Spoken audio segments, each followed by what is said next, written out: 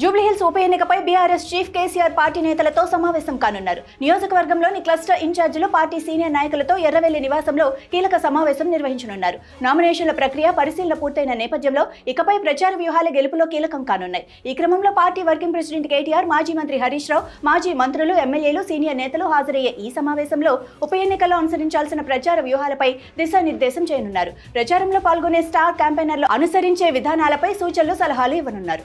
జూబ్లీహిల్స్ ఎన్నిక వేళ కీలక పరిణామాలు చోటు చేసుకుంటున్నాయి. బీఆర్ఎస్ అభ్యర్థి మాగంటి సునీత పైన సంచలన ఫిర్యాదు వచ్చింది. మాగంటి గోపీనాథ్ వారసుని తానే అంటూ తారక్ ప్రద్యుమ్న అనే వ్యక్తి తెరపైకి వచ్చారు. తన తల్లి మాలినీదేవిని గోపీనాథ్ వివాహ చట్ట ప్రకారం పెళ్లి చేసుకున్నారని తెలంగాణ ఎన్నికల అధికారికి లేఖ రాశారు. సునీత ఎన్నికల అఫిడవిట్లో చెబుతున్న వివరాల్లో నిజం లేదని ఫిర్యాదు చేశారు. సునీత పైన ఫిర్యాదులను ముందుగానే అంచనా వేసిన బీఆర్ఎస్ పీజీఆర్ తనయుడు విష్ణువర్ధన్ రెడ్డితో మరో నామినేషన్ దాఖలు చేయించింది.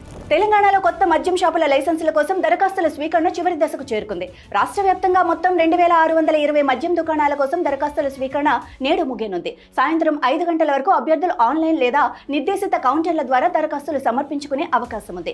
గత వారం బీసీ బంద్, కొన్ని బ్యాంకుల మూసివేత కారణంగా దరఖాస్తు చేసుకోలేకపోయామంటూ వచ్చిన ఫిర్యాదులను పరిగణలోకి తీసుకున్న ఎక్సైజ్ శాఖ అసలు గడువును 2 రోజుల పాటు పొడిగిస్తూ అక్టోబర్ 23 వరకు దరఖాస్తుల స్వీకరణ కొనసాగించనున్నట్లు ప్రకటించింది. చెక్ పోస్టుల విషయంలో తెలంగాణ ప్రభుత్వం కీలక నిర్ణయం తీసుకుంది. రాష్ట్ర వ్యాప్తంగా ఉన్న రవాణా శాఖ చెక్ పోస్టులు తక్షణం మూసివేస్తున్నట్లు ప్రకటించింది. ప్రభుత్వం ఆదేశాల మేరకు రాష్ట్రంలోని అన్ని ట్రాన్స్పోర్ట్ చెక్ పోస్టులు మూసివేయాలని రవాణా శాఖ కమిషనర్ ఉత్తర్వులు జారీ చేశారు. వాహనాల రాకపోకలకు ఎలాంటి అడ్డంకులు లేకుండా చూడాలని సూచించారు.